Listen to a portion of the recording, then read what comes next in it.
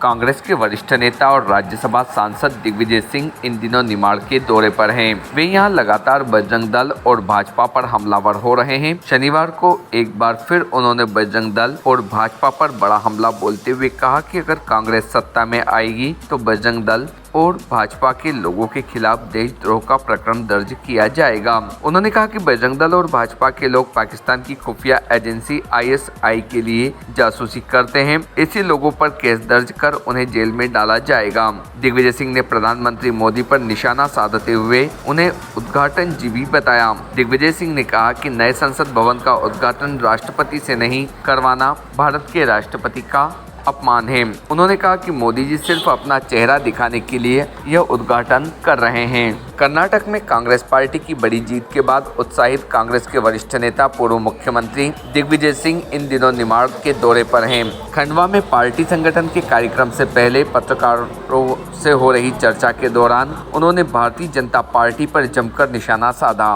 कहा कि भारतीय जनता पार्टी अपने फायदे के लिए देश का सांप्रदायिक माहौल खराब कर रही है। दिग्विजय सिंह ने 15 महीने की कांग्रेस की सरकार के कामों को गिनाते हुए कहा कि यदि आगामी विधानसभा चुनाव में कांग्रेस पार्टी की सरकार बनती है तो वह भारतीय जनता पार्टी के भ्रष्टाचार के मामलों की जांच करवाएगी। उन्होंने यह भी कहा कि भारतीय जनता पार्टी और बजरंग दल के लोगों के खिलाफ देशद्रोह के मुकदमे दर्ज किए जाएंगे, जिन्होंने पाकिस्तान की खुफिया एजेंसी ISI के लिए जासूसी का काम किया। दिग्विजय सिंह ने कहा कि अगर हमारी सरकार सत्ता में आती है तो भ्रष्टाचार के एक प्रकरण में जिम्मेदारी तय की जाएगी और राष्ट्रद्रोह के मामले में बजरंग दल और भाजपा के लोग जिन्होंने ISI यानी पाकिस्तान की खुफिया एजेंसी के लिए जासूसी की है उन पर प्रकरण दर्ज किए जाएंगे, उन्हें जेल भेजा जाएगा।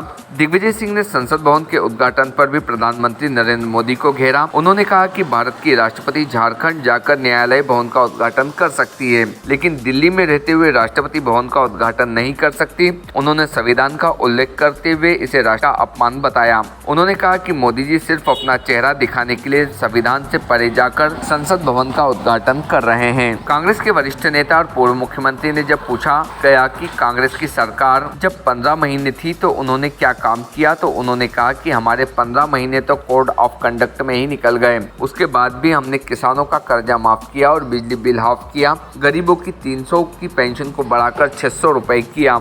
ऐसी बहुत सी योजनाओं पर हमने कार्य किया है। दिग्विजय सिंह ने भारतीय जनता पार्टी पर आरोप लगाते हुए कहा कि भारतीय जनता पार्टी केवल चुनाव जीतने के लिए सांप्रदायिक सद्भाव को बिगाड़ने का काम करती है। उन्होंने कहा कि सांप्रदायिक सद्भाव हमारे सनातनी धर्म की परंपरा रही है, लेकिन भाजपा ने इसे समाप्त कर दिया। सनातनी परंपरा में नारा लगाया जाता है कि धर्म की रक्षा हो, अधर्म का नाश हो और प्राणियों का कल्याण हो, मतलब जिनमें भी जान है सभी का कल्याण की बात कही जाती है। यही सांप्रदायिक एकता का प्रतीक है। Team Bharti news.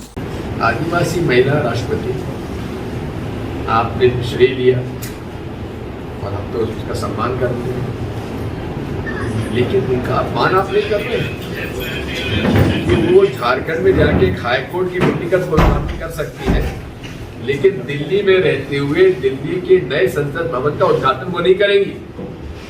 क्यों नहीं करेंगी?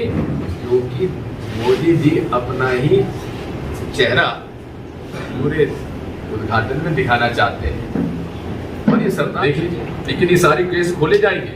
सरकार हमारी अगर आती चुनकर तो एक भ्रष्टाचार का प्रकरण में जिम्मेदारी तय की जाएगी और राष्ट्रीय द्रोह के मामले में इनके बजरंग दल के लोग और बीजेपी के लोग जिन्होंने ISI की पाकिस्तान की इंटेलिजेंस की जासूसी की है, उनके खिलाफ राष्ट्रद्रोह का प्रकरण फिर से दायर किया जाएगा, उनको जेल भेजा जाएगा। कमिटमेंट थी 15 मंथ्स में 3.5 महीना हमारे कोड ऑफ कंडक्ट में चले गए।